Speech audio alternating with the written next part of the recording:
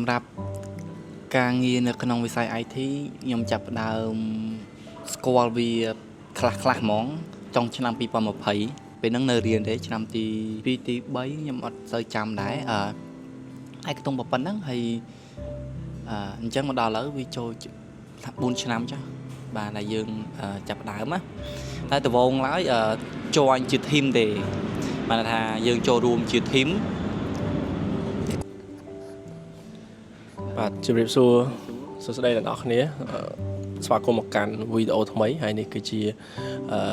ការជជែកគ្នាជាមួយនឹងសុកលីនហើយលីនគឺជាអ្នកធ្វើវីដេអូដែរនៅលើបណ្ដាញសង្គមពាក់ព័ន្ធមួយបច្ចេកវិទ្យាតែមានអីដែលចង់ណែនាំបន្ថែមទៀតឲ្យគាត់ណែនាំខ្លួនសិនមុននឹងយើងចូលទៅដល់ប្រធានបទរបស់យើងដែលនិយាយអំពីគោលដៅរបស់គាត់ហើយក៏ដូចជាដំណើររបស់គាត់មុននឹងគាត់ឥឡូវខ្លាចជាអ្នកអាជីពធ្វើការងារផ្នែក IT នឹងចូលជាអាជីពតែម្ដងតែពីមុនមកមានដំណើរអីខ្លះយើងនឹងជជែកគ្នាក្នុង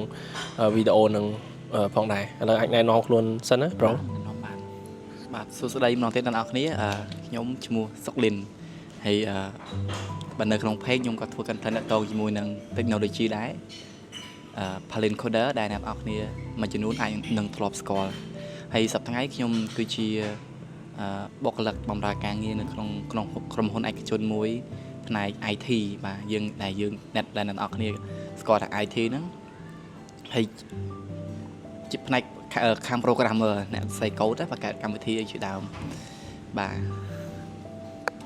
ប្រូនិយាយពីប្រវត្តិការងារបន្តិចមើលតើធ្វើការនៅក្នុងវិស័យ IT ហ្នឹងប្រហែលឆ្នាំហើយចាប់ផ្ដើមដំបូងធ្វើពីអីគេហើយមកដល់ឥឡូវហ្នឹងធ្វើអីគេខ្លះវាមានការខុសប្លែកគ្នាមិនតាំងពីចាប់ផ្ដើមប្រឡូកក្នុងវិស័យ IT ហ្នឹងបាទសម្រាប់ការងារនៅក្នុងវិស័យ IT ខ្ញុំចាប់ផ្ដើមស្គាល់វាខ្លះហ្មង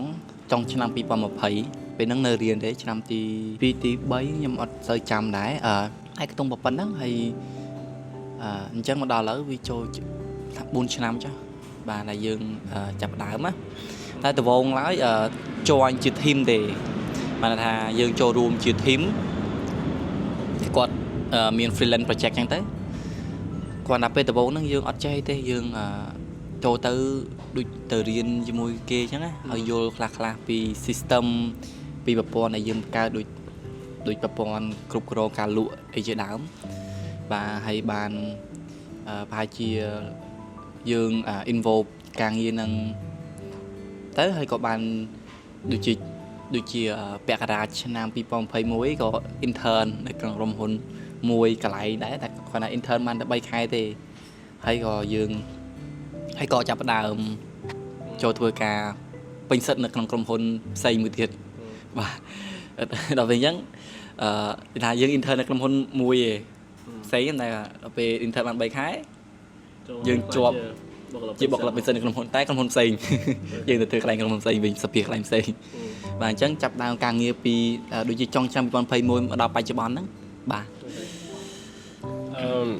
គិតថាអីគេដែលសំខាន់ឲ្យយើងអាចរកការងារធ្វើបាននៅក្នុងវិស័យ IT ពេលហ្នឹងរៀនចប់នៅហើយតើនៅអត់រៀនចប់ទេអញ្ចឹងគេថាតើអីដែលជា skill សំខាន់ឬក៏អីដែលគេមើលពេលដែលយើងដាក់ពាក្យការងារទៅធ្វើផ្នែក IT ហ្នឹងហើយគេទទួលយើងមិនថាចូលជា intern ឬក៏អាចឈានអភិវឌ្ឍទៅធ្វើជាបុគ្គលិកពេញសិទ្ធិទៀតអាហ្នឹងអាចចែកម្លែកតិចមើលបាទ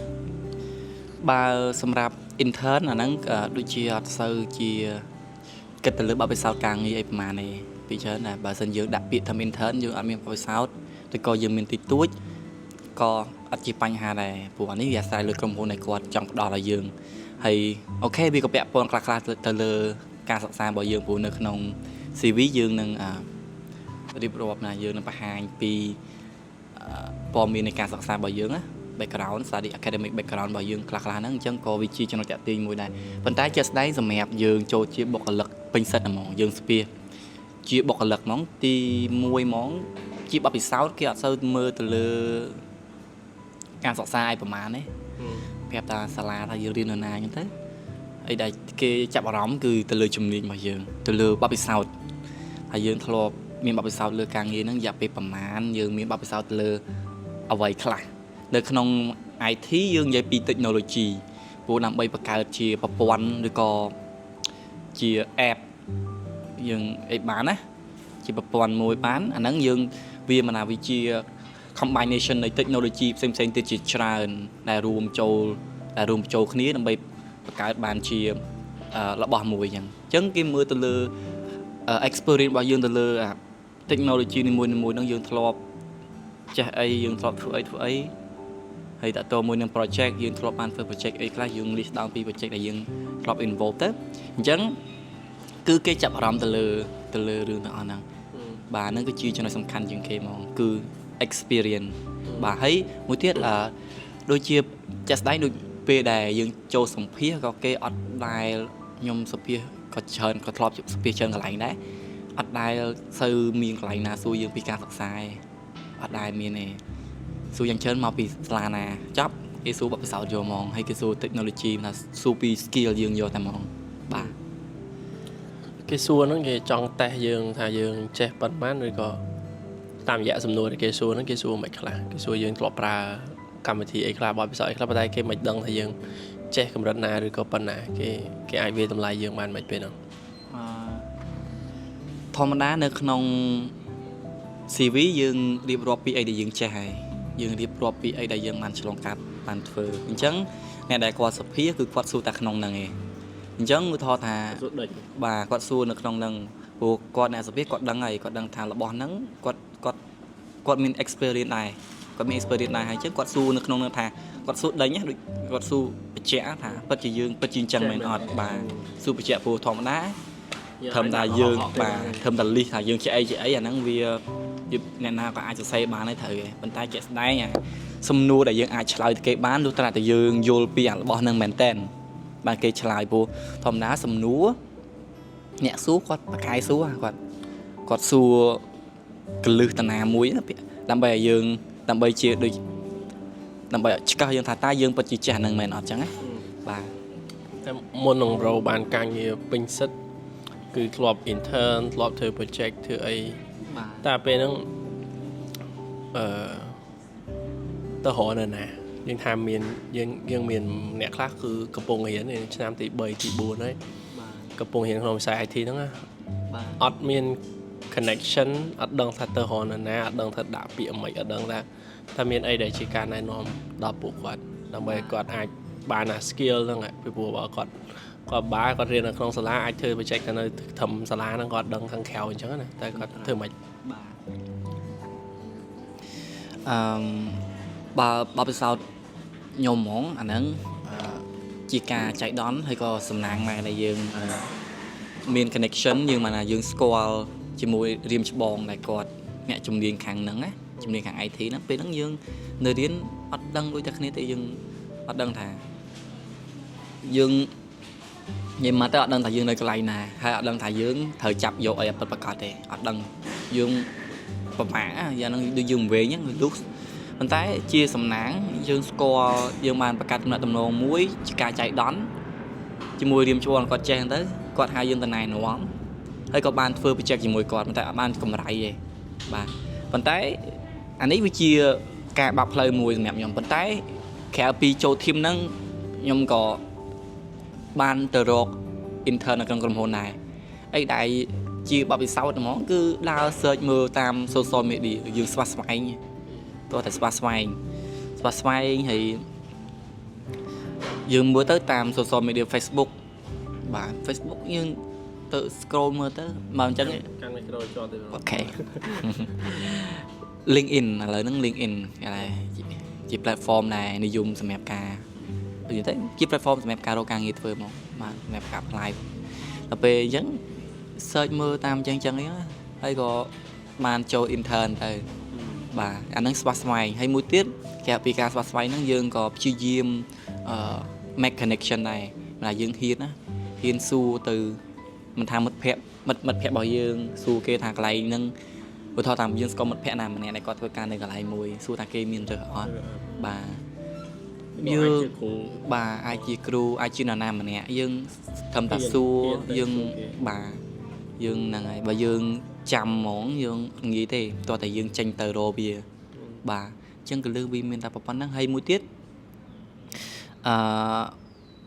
យើងរៀបចំ profile របស់យើងឲ្យល្អដែរទៅថាយើងដូចដាក់តមួយប្រព័ន្ធនៃការសរសេរថាបើសិនជាគាត់អត់មានបទពិសោធន៍ណាគាត់ទៅនៅរៀនអីចឹងណារៀបចំ profile របស់គាត់ដូចCV background នៃការសិក្សារបស់គាត់ឲ្យត្រឹមត្រូវទៅហើយ apply ទៅហើយឥឡូវហ្នឹងវាស្រួលទេដូចយើងមាន LinkedIn មានអីចឹងទៅ search តែក្រុមឈ្មោះក្រុមហ៊ុនបាន send email ទៅគេសុំគេក៏បានដែរសុំគេឃើញចាប់អារម្មណ៍គេតាក់ទងមកយើងហើយបាទដូច្នេះសរុបមកវិញបានន័យថាហ្នឹងវាចេញពីខ្លួនឯងទាំងអស់ដែលជាអ្នកស្វាស្វែងរកខ្លួនឯងតែវាទាមទារអា skill តិចដែរដូច skill ក្នុងការទំនាក់ទំនងជាមួយអ្នកជុំវិញជាមួយសិស្សបងជាមួយមិត្តភ័ក្តិរបស់យើងត្រូវហ៊ានសួរគេអា skill តិចដូចថាសេ email តែសិស្សខ្លះអត់ចេះទាំងសេ email ហ្នឹងនិយាយ skill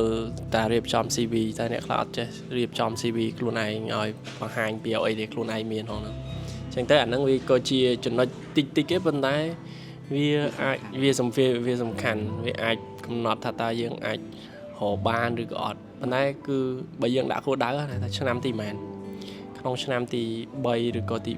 4ដែលយើងដាក់គោលដៅហ្នឹងគឺយើងត្រូវតែរកឲ្យបានហ្មងទោះបីមិនក៏ដោយចឹងប្រូគិតថាការងារគួរតែអ្នក IT គួរតែចេញចាប់ដើមរកការងាររក intern រកអីហ្នឹងនៅឆ្នាំទីម៉ែនហើយតែគាត់គួរតែគិតអំពីលុយអត់គួរគិតពីលុយអត់ព្រោះប្រូគិតការប្រូចាប់ដើមដំបូងហ្នឹងបានពាក់ខែប៉ុន្មានដែរអាដំបូងគេនិយាយអាដំបូងគេឬក៏អា intern ហ្នឹង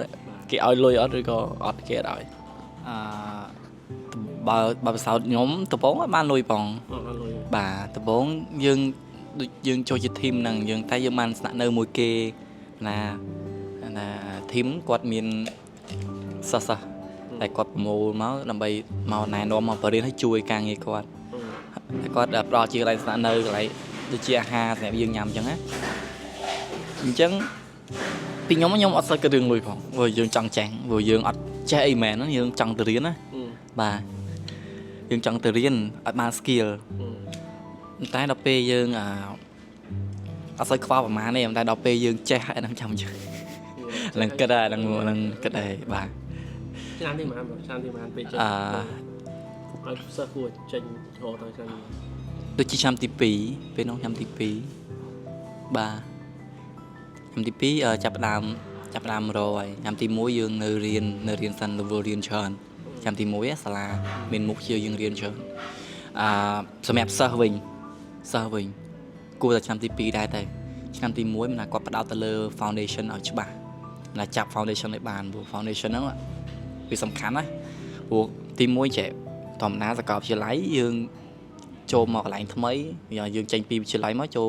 សាកលវិទ្យាល័យវាកន្លែងថ្មីមួយអាចឆ្នាំដំបូងហ្នឹងយើងរត់ចោលសាលាឬក៏យើងនៅដោយសារឆ្នាំដំបូងហ្នឹងវាប្រមាថឬក៏វាមិនអញ្ចឹងត្រូវឆ្នាំទី1ហ្នឹងត្រូវផ្ដោតកសាងមូលដ្ឋានគ្រឹះឲ្យរឹងមាំព្រោះរៀនចាប់ឲ្យបានណាអញ្ចឹងពេលយើងចូលឆ្នាំទី2ទៅគិតថាវាអាចនឹងស្រាលជាងឆ្នាំទី1វិញរៀនក៏អាចតិចអីចឹងមិនណាឬក៏មួយទៀតយើងមានបទពិសោធន៍ហើយអាភាពលំបាកហ្នឹងចាប់ពីឆ្នាំទី1ហើយអញ្ចឹងយើងស៊ាំទៅនឹងអាភាពលំបាកអញ្ចឹងឆ្នាំទី2យើងអាចដាក់ពាក្យទៅ intern ហ្នឹងទៅបាទ intern សិនហើយពីខ្ញុំទៅបើសិនជាយើង intern បាទយើងពេលខ្លះយើងមើលចាក់ស្ដែងដែរពេលខ្លះយើងមើលចាក់ស្ដែងថាយើងអាចជួយទៅគេបានប្រមាណណាយើងអាចជួយទៅគេបានប្រមាណហើយអីដែលយើងបានរៀនពីគេមកវិញបានប្រមាណអញ្ចឹងយើងក៏ត្រូវចេះថ្លឹងថ្លែងដែរថាអីដែលគេផ្ដល់ឲ្យយើងណាផ្ដល់ឲ្យយើងដូចជាតកតងជាមួយនឹងប្រាក់ឧបត្ថម្ភប្រចាំខែអីចឹងណាយើងថ្លឹងថ្លែងមើលទៅបាទបើសិនជាគេប្រវាញ់យើងថាយើង intern ដែរតែយើងធ្វើបានល្អ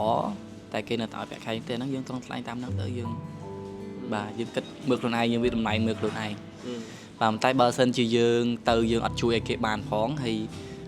ពេលដំបូងយកអត់ទាន់ចេះយើងបោកប្រើសិនទៅ បាទយកអត់ទាន់ជួយគេបានតែគេផ្ដល់ឱកាសយើងរៀនណាទាំងដែលគេអត់ទាន់បានអីពីយើងអាហ្នឹងរៀនសិនទៅព្រោះអាហ្នឹងព្រោះចំណេះដឹងហ្នឹងគឺវា real world ហើយបាទនៅកន្លែងក្រុមហ៊ុនដែលជាអីដែលគេឲ្យយើងជាចំណេះដឹងជាក់ស្ដែងនៅក្នុងវិស័យហ្នឹងហើយបាទបើយើងរៀនទ្រឹស្ដីអញ្ចឹងហើយប៉ុន្តែពេលយើងទៅធ្វើការយើងជួបបញ្ហាជាក់ស្ដែងអញ្ចឹងបានយើងស្គាល់ទៅយើងវាជាផ្លូវមួយសម្រាប់យើងបាទ ដោយសារប្រូនៅក្នុងវិស័យនេះ 3-4 ឆ្នាំហើយតើមើលឃើញថាតើនិស្សិតរបស់យើងភាគច្រើនគាត់ខ្សោយអីគាត់មានបញ្ហាអីហើយតើមានអីណែនាំពួកគាត់ដើម្បីឲ្យគាត់ដើរនៅក្នុងវិស័យមួយហ្នឹងឲ្យត្រូវព្រោះខ្ញុំគាត់ជាការគិតមួយចុះយកច្បាស់ដែលសារខ្ញុំមិនមែននៅក្នុងវិស័យហ្នឹងតែឧទាហរណ៍ថាអ្នកខ្លះរៀន IT តែគាត់អត់មាន skill ច្បាស់លាស់ដល់ពេលដែលគាត់អត់មាន skill ច្បាស់លាស់គាត់ទៅធ្វើអីដែលខុសពីជំនាញរបស់គាត់អីចឹងទៅអាហ្នឹងគាត់ខ្ញុំនិយាយថាមកផ្នែកមួយដែលថាខ្ញុំមើលឃើញជាទូទៅតែវាអាចកើតឡើងចំពោះអ្នករៀនជំនាញផ្សេងដែរតែ specifically សម្រាប់អ្នករៀន IT មកតើមើលឃើញបញ្ហាដែលគាត់អត់អាចអភិវឌ្ឍខ្លួនឯងទៅមុខហើយដើរលើនៅក្នុងវិស័យហ្នឹងបានតាមពិតទៅខ្ញុំគិតថាមិនមែនតែជំនាញ IT ទេជំនាញផ្សេងក៏អាចប្រឈមបញ្ហាហ្នឹងដែរធម្មតាយើងរៀនជំនាញពេលថាជំនាញមួយម៉ាត់ណាដូច IT អញ្ចឹងវាពិបាកក្នុងការរៀនហ្នឹងខ្ញុំទទួលស្គាល់ព្រោះខ្ញុំក៏ធ្លាប់ឆ្លងកាត់បទពិសោធន៍ហ្នឹងដែរចូលទៅវិញគឺពិបាកអញ្ចឹងទោះថាយើងហ៊ានជំនះជាមួយនឹងភាពលំបាកហ្នឹងអត់យើងព្យាយាមអស់លទ្ធភាពនៅក្នុងការរៀនណានៅក្នុងការរៀនមិនថាបញ្ហាខាងផ្នែកជីវភាពឬក៏ខាងផ្នែកការសិក្សាដែលគាត់ challenge ហ្នឹងអញ្ចឹងសួរតែគាត់តស៊ូអស់លទ្ធភាពនៅមួយទៀតគាត់បញ្ហាដែលគាត់រៀនចប់ហើយគាត់ធ្វើការងារផ្សេងមិនថាគាត់អត់មានជំនាញច្បាស់លាស់ក្នុងវិស័យហ្នឹងដោយសារគាត់រៀនដែរប៉ុន្តែគាត់ព្យាយាមឲ្យថាចប់មួយឆ្នាំណាពួកយើងចេះច្បោធ្វើអត់ចេញទេជំនាញមួយគឺយើងត្រូវការស៊ីជម្រៅដឹងឲ្យច្បាស់ហើយបង្កើតជា product បានហើយធម្មតាហេតុអីបានគេនិយាយថាបទពិសោធន៍វាសំខាន់ព្រោះធម្មតាពេលណាយើងមានបទពិសោធន៍ច្រើនមិនថាយើងស្គាល់ពីបញ្ហាច្រើនយើងដោះស្រាយបញ្ហាបានល្អបានលឿនអីចឹងទៅបាទអញ្ចឹងអាហ្នឹងដែលយើងត្រូវទាមទារបទពិសោធន៍ទាមទារការស៊ីជម្រៅផ្ទុយមកវិញបើយើងរៀនឲ្យតែចប់អាហ្នឹងពេលយើងចប់ឆ្នាំទៅយើងពិបាករកការងារធ្វើឬក៏យើងត្រូវ start ឡើងវិញបើយើងបន្តឆ្នាំទី4មកយើងធ្វើការអញ្ចឹងឆ្នាំទី4មកយើងទៅ start ហ្នឹងទៅចាប់ផ្ដើមហ្នឹងបាទហ្នឹងហើយបាទគេថាយើងនិយាយនេះរៀងយូរដែរនេះមានអ្នកស្ដាប់និយាយតាំងមេងឹតហើយ18នាទីអញ្ចឹងខ្ញុំគិតថាខ្ញុំមានប៉ុណ្ណឹងទេប្រូមានអីចង់ថែមទៀតទេសំណួរខ្ញុំមានប៉ុណ្ណឹងឯងប្រូមានអីចង់ថែមតិចទៀតទេចុងក្រោយហ្នឹងហើយខ្លួនបោះហើយបាទហ្នឹងហើយដោយសារតាថ្ងៃវាជ្រេណាស់តាហើយយប់អញ្ចឹងថ្ងៃយប់ហើយបាទសម្រាប់ជាការណែនាំយើងរៀនវាតែងតែមានការលំបាកឯងអញ្ចឹងយើងបញ្ហាចម្បងហ្មងគឺត្រូវតា challenge ជាមួយនឹងការលំបាកហើយឲ្យច្បាស់ថាខ្លួនឯងពិតជាស្រឡាញ់មួយទៀតឲ្យច្បាស់ថាខ្លួនឯងពិតជាស្រឡាញ់អាហ្នឹងមែនស្រឡាញ់អីដែលខ្លួនឯងកំពុងធ្វើមែនដូចខ្ញុំនិយាយពីដើមមកអញ្ចឹងអាប់រឿងពិបាកវាមករឿងហើយប៉ុន្តែអ្នកខ្លះក៏រៀនចេះប៉ុន្តែក៏អត់ស្រឡាញ់អាហ្នឹងក៏អត់គោលដៅដែរអញ្ចឹងបើយើងចូលផ្នែកហ្នឹងហើយយើងត្រូវតែស្រឡាញ់យើងត្រូវតែដាក់ចិត្តថាយើងរៀនវាអាហ្នឹងយើងព្យាយាមយល់ពីការងារហ្នឹងណា scope នៃការងារហ្នឹងព្យាយាមយល់ទៅហើយបង្កើតឲ្យបានច្រើនបង្កើតជា project ឲ្យបានច្រើនដើម្បីអាហ្នឹងព្រោះជាការជា showcase មួយដែរឧទាហរណ៍យើងមិនថាជា project នៅក្នុងសាលាជា assignment អីយើងឧទាហរណ៍យើងធ្វើ assignment បានជា project មួយជាកូន project ដូច app ដូចអីមួយយើងក៏អាចយកវាទៅដាក់ក្នុង CV ក៏បានដែរពេលយើងចូលដាក់ ដំបងហ្នឹងយើងចាប់ intern ក៏យើងដាក់ជាបុគ្គលិកត្រឹម entry level ឬក៏ junior level ហ្នឹងគឺយើងអាបបសោតហ្នឹងហើយដែលយើងអាចយកទៅបង្ហាញគេបានណាបាទហ្នឹងហើយមានតែប៉ុណ្្នឹង បាទ អរគុណបាទអរគុណសម្រាប់ការចែកម្លែកហើយសង្ឃឹមថាវីដេអូនេះគឺជាការណែនាំមួយសម្រាប់បងប្អូនដែលកំពុងរៀននៅសាកលវិទ្យាល័យឬក៏អ្នកដែលកំពុងតែ involve ជាមួយនឹងការងារ IT នេះអាច learn ហើយមានអីចែកម្លែកបន្ថែមទៀតអាចនឹង comment នៅខាងក្រោមវីដេអូមួយនេះបានហើយបើសិនបើវីដេអូនេះថាវីដេអូនេះវាល្អសូមបន្តចែកម្លែកអាចចែកម្លែកទៅកាន់មិត្តភ័ក្តិឬក៏ចែកម្លែកទៅកាន់អ្នកដែលយើងស្គាល់ដែលកំពុងតែត្រូវការណែនាំឬក៏មតិយោបល់ពួកអ្នកខ្លះគឺគាត់អត់ដឹងទៅណាមួយអត់មានអ្នកណែនាំសំខាន់ជាងគេគឺទៅលើអ្នកណែនាំនឹងតែម្ដងពីព្រោះយើងធ្វើអីមួយដែលក្នុងផ្សាយហ្នឹងគេធ្លាប់ដើរមុនយើងគេដឹងអាចដឹងអ្វីដែលយើងអត់ដឹងហើយដែលយើងទៅជួបអ្នកនៅក្នុងវិស័យ IT ចំប៉ះរកចំមនុស្សត្រូវទៅគេជាផ្នែកមួយដែលជួយជ្រោមជ្រែងយើងជាផ្នែកមួយដែលយើងអាចរីកចម្រើនម្ដងថ្ងៃហ្នឹងដែរ កន្លែងនេះសូម បន្ថែមទៀតហើយខ្ញុំសម្រាប់រៀមច្បងណារៀមច្បងក៏ពីខ្ញុំទៅបើសិនជាយើងគ្នាក្មេងៗនេះក៏ជាបុគ្គលិកចូលថ្មីក៏អត់ចេះគាត់មកសួរគួរយើងខ្ញុំភាគច្រើនខ្ញុំជួបណាគាត់ដែលជួយរៀមច្បងគាត់ជួយគ្រប់កែយើងសួរទៅគាត់ជួយយើងភាគច្រើនខ្ញុំកម្រជួបអ្នកដែលគាត់ចិត្តកំណាញ់ណាប៉ុន្តែគាត់ថាធ្លាប់ឮពីបងប្អូនដែលគាត់ទៅចូលធ្វើការអញ្ចឹងគាត់ប្រាប់ថា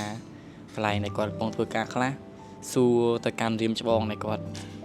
មានបទពិសោធន៍ដល់មុនហ្នឹងជួនកាលគាត់អត់ប្រាប់ទេគាត់ថាអត់ចេះគាត់ឆ្លើយបែបអត់ចង់ផ្ដាល់ចង់អីអាហ្នឹងខ្ញុំគិតថាយើងនៅក្នុងវិស័យហ្នឹងឬក៏យើងជា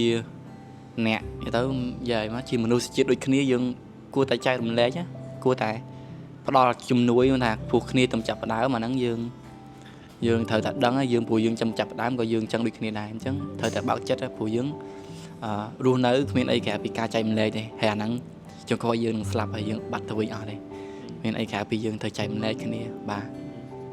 អូខេបាទចឹងបានន័យថាអ្នកដែលចេះហើយហ្នឹងក៏គាត់ធ្លាប់ឆ្លងកាត់អត់ចេះដែរកុំភ្លេចខ្លួនឯងកាលពេលដែលខ្លួនឯងបានចេះហើយថាពីមុនអញក៏ធ្លាប់អញ្ចឹងដែរអញ្ចឹងត្រូវជួយអ្នកពីដែលអ្នកដែលអត់ចេះនឹងបន្តទៀតអូខេអរគុណច្រើនហើយខ្ញុំសូមបិទត្រឹមហ្នឹងតែម្ដងគឺមិនមានអីផ្លូវការទេបាទសូមមើលមុខខ្លួនឯងចង់ឃើញហើយបាទសូមអរគុណសូមជម្រាបលាបាទបាយ